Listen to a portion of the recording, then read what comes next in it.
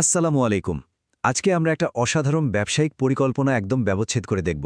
এটা পশ্চিমবঙ্গের একটা দারুণ সম্ভাবনাময় কৃষি উদ্যোগকে নিয়ে। তবে এটা কি শুধু একটা খামারের প্ল্যান ভাবলে কিন্তু ভুল হবে।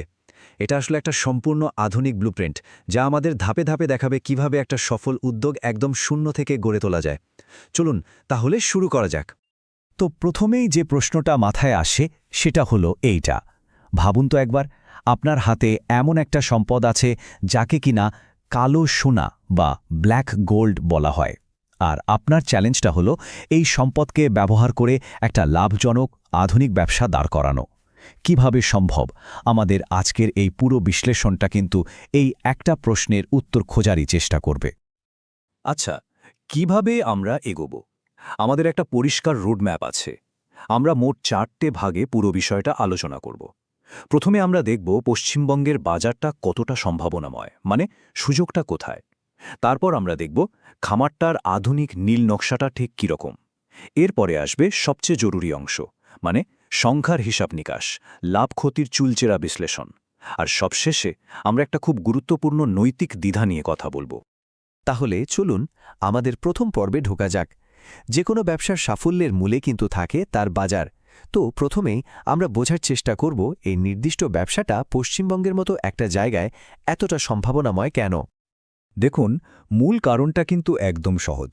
পশ্চিমবঙ্গে খাসির মাংস বা মাটনের চাহিদা অনেক, কিন্তু সেই তুলনায় স্থানীয় উৎপাদন খুবই কম। মানে একটা বিরাট গ্যাপ রয়ে গেছে চাহিদা আর যোগানের মধ্যে। আর ব্যবসার ভাষায় এই গ্যাপটাই কিন্তু নতুন উদ্যোক্তাদের জন্য একটা সোনার খনির মতো সুযোগ তৈরি করে দেয়। এখন আসা যাক এই ব্যবসার আসল হিরোর কথায়, ব্ল্যাক বেঙ্গল ছাগল। কেন এটাই সেরা? কারণ এর মাংসের কোয়ালিটি বিশ্বমানের, এর চামড়া সারা পৃথিবীর মধ্যে সেরা, এদের বাচ্চা দেওয়ার ক্ষমতাও অসাধারণ, প্রায় 2 বা 3টে করে বাচ্চা হয়। আর সবচেয়ে বড় সুবিধার কথা হলো এরা পশ্চিমবঙ্গের আবহাওয়ার সাথে দারুণভাবে মানিয়ে নিতে পারে, রোগ প্রতিরোধ ক্ষমতাও অনেক বেশি। আর এই সব কারণেই বাজারে এদের মাংসের দামও কিন্তু প্রিমিয়াম, মানে অনেক বেশি। এই কারণেই তো একে এমনি এমনি বাংলার সোনা বলা হয় না। এই একটা কথাই বুঝিয়ে দেয় যে এর বাণিজ্যিক মূল্য ঠিক কতটা। আচ্ছা, সুযোগ তো বোঝা গেল, কিন্তু শুধু সুযোগ থাকলেই তো আর ব্যবসা হয়ে যায় না, তাই না? সুযোগটাকে কাজে লাগাতে জানতে হয়। তো আমাদের দ্বিতীয় পর্বে আমরা ঠিক এটাই দেখব, কিভাবে একটা আধুনিক খামার তৈরি আর পরিচালনা করে এই সুযোগকে বাস্তবে রূপ দেওয়া যায়। এই আধুনিক খামারের একদম মূলে আছে এই মাচা পদ্ধতি। নামটা শুনে খুব সাধারণ মনে হতে পারে, কিন্তু এর কার্যকারিতা অসাধারণ। আসলে মাটি থেকে উঁচুতে একটা প্ল্যাটফর্ম বানানো হয়, যার ফলে ছাগলরা সব সময় শুকনো আর পরিষ্কার জায়গায় থাকে। পশ্চিমবঙ্গের মতো জায়গায় যেখানে বর্ষাকালে স্যাঁতস্যাঁতে আবহাওয়া একটা বড় সমস্যা, সেখানে এই পদ্ধতিটা ছাগলদের সুস্থ রাখার জন্য প্রায় অপরিহার্য। শুধু একটা ভালো ঘর বানিয়ে দিলেই কিন্তু কাজ শেষ নয়। আসল খেলাটা হলো এর ব্যবস্থাপনায়। উৎপাদন বাড়াতে আর ছাগলের মৃত্যুর হার কমাতে একটা কঠোর বৈজ্ঞানিক নিয়ম মেনে চলতেই হবে। যেমন একদম সময় মতো টিকা দেওয়া, নিয়ম করে কৃমিনাশক খাওয়ানো, আর একটা সঠিক খাদ্যাভ্যাস। এই সব কিছু মিলেই কিন্তু একটা সফল খামারের ব্লুপ্রিন্ট তৈরি হয়। আচ্ছা, অনেক তো কথা হলো কৌশল আর পদ্ধতি নিয়ে। এবার আসা যাক সেই জায়গাটায় যেটা ছাড়া যে কোনো ব্যবসার আলোচনা আসলে অসম্পূর্ণ, মানে টাকার কথায়। এই খামারে বিনিয়োগ করলে খরচা কেমন পড়বে আর লাভই বা কেমন হতে পারে? চলুন সংখ্যাগুলো একটু নেড়েচেড়ে দেখা যাক। এই স্লাইডটা একটু মন দিয়ে দেখুন। এখানে একটা হিসাব দেওয়া হয়েছে যে 100টা ছাগি আর 5টা পাঁঠা নিয়ে যদি খামার শুরু করা হয়, তাহলে এককালীন বিনিয়োগটা কেমন হবে। দেখুন, শেড বানানো, পশু কেনা আর অন্যান্য সরঞ্জাম মিলিয়ে মোট বিনিয়োগ লাগবে মোটামুটি 9.5 লক্ষ থেকে 11.5 লক্ষ টাকার মতো। এটাই হলো এই ব্যবসায় নামার প্রাথমিক খরচ। বেশ বড় একটা বিনিয়োগ, তাই না? কিন্তু প্রশ্ন হলো এর থেকে আয়টা কেমন আসবে? পরিকল্পনা অনুযায়ী খামারটা ঠিকঠাক চালু হয়ে গেলে দ্বিতীয় বছর থেকেই বছরে মোট আয় হতে পারে প্রায় 11,04,000 টাকা। এটা কিন্তু মোট আয়, মানে টোটাল রেভিনিউ। কিন্তু মোট আয় তো আর পুরোটাই পকেটে আসে না। খাবার, চিকিৎসা, শ্রমিকের বেতন, এইসব খরচাপাতি তো আছে। এই সমস্ত খরচ বাদ দিয়ে যেটা হাতে থাকে সেটাই তো আসল লাভ, তাই না? আর সেই নিট লাভের অঙ্কটাও কিন্তু বেশ চমকে দেওয়ার মতো। এই পরিকল্পনা বলছে বছরে প্রায় 5,14,500 টাকা নিট লাভ হতে পারে। এই বার্ষিক লাভকে যদি আমরা মাস দিয়ে ভাগ করি, তাহলে ব্যাপারটা বুঝতে আরও সুবিধা হবে।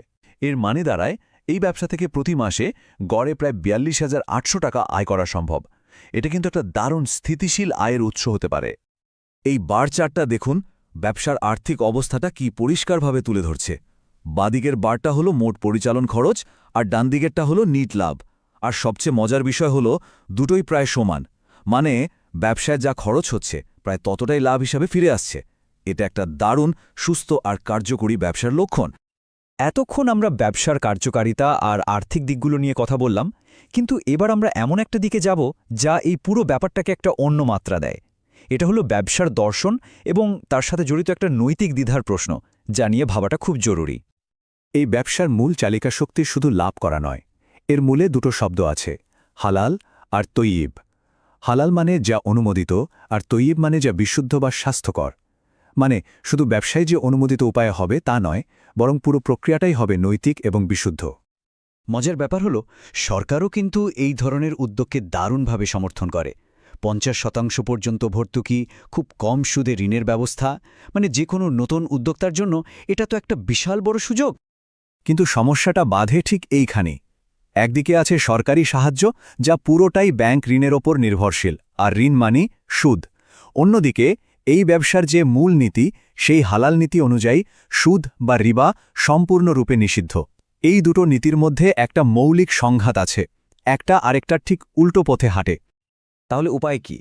সুদী ঋণের বিকল্প কি কিছু আছে? অবশ্যই আছে। ইসলামিক অর্থব্যবস্থায় এর একটা দারুণ সমাধান হল মুদারাবা। এটা কোনো ঋণ ব্যবস্থা নয়, এটা একটা অংশীদারিত্ব বা পার্টনারশিপের মডেল। এখানে একজন মূলধন যোগান দেন, আরেকজন তার শ্রম আর দক্ষতা দেন। লাভ হলে দুজনে ভাগ করে নেন, আর যদি লোকসান হয় তাহলে তার দায়ভার মূলধন প্রদানকারী বহন করেন। এখানে ঝুঁকিটাও ভাগাভাগি হয়ে যায়। আর এই জায়গাতেই আমরা আজকের আলোচনাটা শেষ করব, একটা বড় প্রশ্ন রেখে।